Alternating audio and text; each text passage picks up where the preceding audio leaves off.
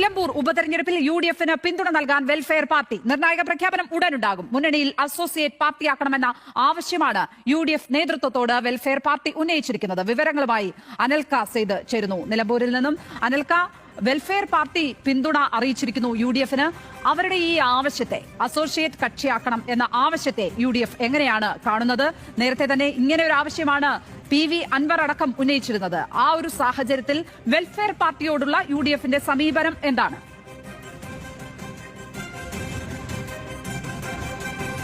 ലക്ഷ്മണ സൂചിപ്പിച്ച പോലെ തന്നെ ഇതുമായി ബന്ധപ്പെട്ട് വെൽഫെയർ പാർട്ടി യുഡിഎഫിന് പിന്തുണ നൽകുന്നതുമായി ബന്ധപ്പെട്ട് തന്നെ, അല്ലെങ്കിൽ ആ ഘട്ടത്തിൽ ഇതിന് ചർച്ചകൾ നടന്നുകൊണ്ടിരിക്കുന്ന ഘട്ടത്തിൽ തന്നെ വെൽഫെയർ പാർട്ടിയുടെ നേതൃത്വം യുഡിഎഫിലെ അസോസിയേറ്റ് ഘടകകക്ഷിയാക്കണമെന്ന ഒരു ആവശ്യം വെൽഫെയർ പാർട്ടിയുടെ നേതൃത്വം യുഡിഎഫിന്റെ തെരഞ്ഞെടുപ്പിനകത്ത്, ലോക്സഭാ തെരഞ്ഞെടുപ്പിനകത്തും തദ്ദേശ തെരഞ്ഞെടുപ്പിനകത്തൊക്കെ തന്നെ, നിയമസഭാ തെരഞ്ഞെടുപ്പിലൊക്കെ തന്നെ വെൽഫെയർ പാർട്ടി യുഡിഎഫിനാണ് പിന്തുണച്ചത്. ആ ഘട്ടത്തിൽ വലിയ രീതിയിലുള്ള രാഷ്ട്രീയ ആക്രമണം CPM-ന്റെ ഭാഗത്ത് നിന്നൊക്കെ ഉണ്ടായിട്ടുണ്ട്.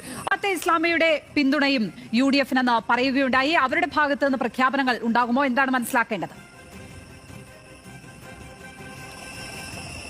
അത്തരത്തിലൊരു പ്രഖ്യാപനം, അത്തരത്തിലൊരു പ്രഖ്യാപനം ജമാഅത്ത് ഇസ്ലാമിയുടെ നേതൃത്വത്തിന്റെ ഭാഗത്ത് നിന്ന് ഉണ്ടാകാൻ സാധ്യതയില്ല. പുറത്തുനിന്നുള്ള അത് ഒരു രഹസ്യമായിട്ടുള്ള രഹസ്യമായിട്ട് അല്ലെങ്കിൽ വോട്ടുകൾ യുഡിഎഫിന് വോട്ട് ചെയ്യാൻ ആ രീതിയിലേക്ക്, അല്ലെങ്കിൽ അണികളോട് നേരിട്ട് പറയുന്ന രീതിയിലായിരിക്കും കാര്യങ്ങൾ പോകാനുള്ള സാധ്യത.